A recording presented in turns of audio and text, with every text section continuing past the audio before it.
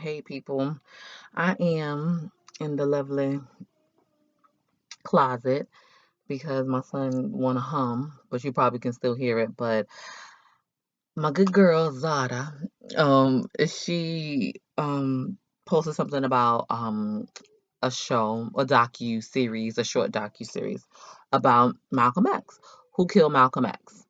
And I was like, I ain't even hear that. Like, where's the publicity? What's going on? It just dropped this weekend, I bet Friday or yesterday, right? And I'm like, that's a good way to start off my crime Sunday and, Black History Month, you know what I'm saying? So let me binge watch this shit. But I already knew it was going to be so many feelings and emotions, so I had to watch SNL RuPaul first and then continue on with it or whatever. Had to rectify some things with the little one. Excuse my chipped up nail polish. I can't stand it. But anyway. So I also decided to do in the closet because I stand when I'm in my closet, and I am in devastation of these things that's happening. First, let me say, probably like when I was 18 or 19 years old, I read the autobiography of Malcolm X. I've always known about him in my life. I didn't know it was like word on the street that it was like how serious this shit was. Only references I have is from that book that I read. I can't remember the author. That book and also the account to, of course, Malcolm X. The Spike Lee joint, right? And it's crazy. It's very pretty much accurate, but behind the scenes, you never get to know everything. It's a six-part series, 45 minutes to 45 minutes to an hour episode, each episode. And it really focused on this brother who had a fascination with his killer and not only a love and respect for Brother Malcolm, right? I wrote his name down because he's also Muslim. I just don't want to make sure I didn't get his name all fucked up. Abdin Rahman Muhammad, right? College educated man. It seemed like he's some type of like a historian, tour guide, or whatever. But he made it his personal mission in his life to find out the killer and, speak to the killer, whatever, the actual killer of Malcolm X. This docu-series was fucking unbelievable. And this is why I don't fuck with religion and like that, because this is such rooted in fucking religion, and to make me believe watching this shit, fucking how the fuck can you still call a man honorable? Elijah Muhammad. He's a known fucking pedophile. How dare you, when you know you have people who love and would die for you and will kill for you, you come out your mouth and say things like this about someone. And it's just like at the end of the day, we all have these sins in us, these feelings in us. It's human nature. It's not just freaking, just out of nowhere, but hate and jealousy and envy and anger. It's fucking real. It's so real. And how you can be a hypocrite when it comes to loving your brother and all this other stuff, and was so fine with him being murdered and saying things that that people would freaking kill him if needed to if they hurt him. And it was just in our fucking US government and NYPD, we already know is already fucked up. And it was really eye opening. Netflix, you did your thing. Y'all put some whoever put this together. Netflix, y'all really did your thing. Cause y'all, I had a little problem with the Aaron Hernandez thing, but with this I want to rewatch it because you learn more every time you watch something or read again. And it was just so devastating. It was so motherfucking devastating. What I liked how they broke it down to his last week, down to his last hours before whatever. And he knew it. It's so weird when someone knows that something's gonna happen to them, like they're about to leave this earth. I've heard it so many times from people close to me, and when you hear about, big celebrities dying, that they know. He knew that he had a fucking bounty on his motherfucking head. He knew the FBI was following him and recording him. And then there's something that was I guess it was never heard before publicly, He recorded the after he was suspended or whatever the case may be, the FBI came, no, NYPD, no, FBI came to his house and he secretly recorded them. And it was just so painful to watch that all this evidence and all these informants and people who live with themselves knowing that this man was murdered, and just for what, money, clout, like it was just insane and crazy. I'm just all over the place. I was gonna break it down episode by episode, but I can't because I just can't believe that, because of, so basically, the guy, the brother Muhammad, he was able to find the person who killed him. It's enough evidence that shows the people who served, the men that served 20 years, one died in prison, not even be able to clear his fucking name. But the one man, brother that was there, this 20 years out of his fucking life, and he doesn't even know his own kids, his grandkids, his great grandkids, and he said he has those. He doesn't even have relationships with them because this was taken, his 20 years of his life was taken fucking away from him. And the FBI knew that he didn't do it. Knew he, and they knew the man who fucking did it. They knew the fucking man who did it. And the man who did it, the people who did it weren't from Harlem. They weren't from New York. They were from Newark, New Jersey. Now the man that actually, everyone has a part of a hand in it. Like one of the I believe the historians say, and I agree with them. All of them, whoever was the puppets and the puppeteers, the people who orchestrated, the people who pulled the fucking trigger, everybody's to blame for this man not being here. This great, amazing man not being here anymore, right? But the one who pulled the fucking trigger that the coroner said really what ultimately ended Malcolm's life was the shotgun man. That was one of the episodes. But he was walking around Newark, and everybody in fucking Newark and in the Muslim community, the black Muslim community, knew who the fuck he was. And everybody's saying like, well, he was saying this about Elijah, whatever. What?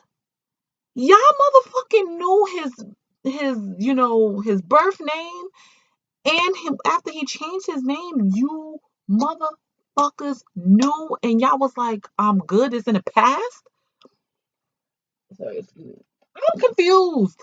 I'm confused, and it's just like I feel like the Nation of Islam, outside of, not to be disrespectful to anybody beliefs or religion, but the nation that was run by, quote unquote, the Honorable Elijah Muhammad, the messenger, is a fucking cult. It was a cult because you are willing to do he didn't have to say it, but he can put stuff out there and you already knew. The messenger gave you a message and you decided to take it upon yourself to do whatever. The one that was actually caught outside the ballroom that got shot in the leg by Malcolm's bodyguard, the one that was convicted, I recognize him because I remember a few years in the paper, his ass can come and go as he pleased. I would like for them to interview him. He's in prison, but he has one of the weekend stays at the prison or some shit like that. He's chilling. He's good. He admitted that he did it right on the stand, but he also said the two other people that were on trial, they had nothing to do with it. They said they had nothing to do with it. Then later on, he in a signed affidavit, he named the four other men that were involved in it. And we could not find them or whatever. They're supposedly deceased. I think not, honestly. But yeah, it was like a cult because everybody was fine with him being dead and being murdered, and the person who did it. They were cool with him. They were fucking fine because the quote unquote honorable Elijah Muhammad said it was fine and it was okay to murder him and kill him. And the thing that Malcolm did to him by exposing him about him being a pedophile or whatever the case may be. Yeah, he was being petty because he was upset because how the fuck this man have actually build up, yes, Elijah Muhammad, that the nation is, that was him. He brought a lot of people to the light, even Malcolm. A father figure to Malcolm. He loved him. He cared for him. He pulled him out of whatever desperate, disgusting place he was at, right? But for those 12 years after that, we know Nation of Islam because of Malcolm. Like that ass. He's charismatic, he's a good looking man, he know how to speak, he's very you know how to speak very well, like the way people say, intelligent man, and he was able to bring people in. It was him who brought people in, and I think it was all jealousy. It was fucking jealousy that happened, and yeah, he left the nation. He felt he needs to leave the Nation of Islam and this organization. And what happened? He so now they want to evict him out the house, a little shitty ass house. So you know what, mom's like, oh, I don't got no place to go. I'm not getting no bread. I ain't getting no workman's comp from y'all niggas. Like, what is you talking about? So he wanted them. He had a house, a 5 bedroom house in Queens, New York, a little small joint, right? For him and his family. He wasn't getting bread like that, probably for public speaking and stuff like that. But it wasn't about money for him. He was a true believer in Islam a lot. Like he was in the religion. And when he started seeing what it was all about and what was happening, he was like, fuck y'all. Fuck y'all. And I'm gonna say whatever. You trying to evict me out my queen's home? Guess what? I'm tell how you like to fuck teenagers and got babies with them. I would have did the same thing because I'm a fucking petty ass bitch. But like whatever. It was just it was just so interesting that this man, okay, he served some time, he did all of this, but everyone was cool with him, cool with him murdering him, and y'all hung out with him. Everyone knew his name. Everyone in fucking Newark in the Muslim community, probably outside that, knew who the fuck he was, and nobody like.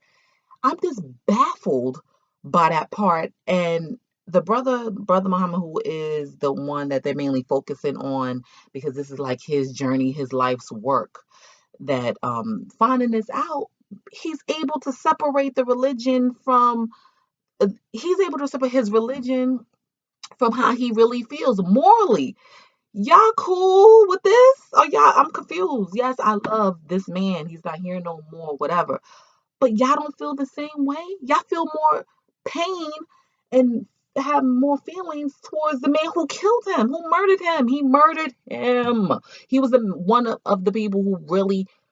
Oh, I don't know what to say. I'm just so confused. And it was just devastating that nobody didn't even give a fuck. This is very long and lengthy, but it was good.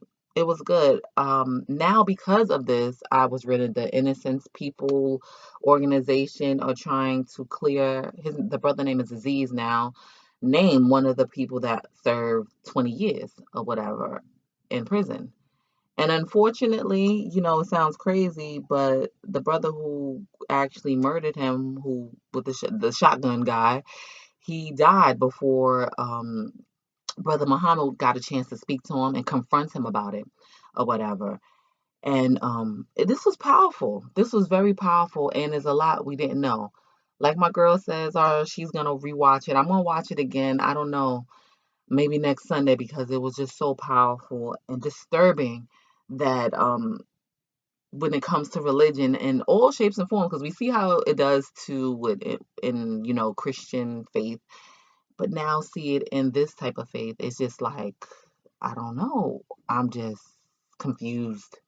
And like I said, keep saying devastated, baffled that all this happened and how much how much toes, heads, and feet and elbows the fucking FBI had into this. NYPD not giving a fuck about it. And I'm glad we got a chance to speak to they spoke to his one of his daughters or whatever, and seeing Betty, during this time and stuff. They had a lot of footage I never seen before. Seeing the autopsy of Brother Malcolm, and it was just it was devastating and eye opening, and I just don't know what to say. But you did that. I give you that, Netflix. You did this time around. You came back around pretty good. I hope the FBI ain't gonna be tapping your phones and shit, but tell me what y'all think. Y'all, this is a must see if you have a good little weekend or some time, a good little 6 hours on your hand, you can't sleep. Binge watch Who Killed Malcolm X on Netflix. This 6-part documentary is real. It's heartbreaking, it's eye-opening, it's all those things, and you must check it out. And let's discuss your anger. You better have some anger because that's what I got. Let's talk about it in the comments.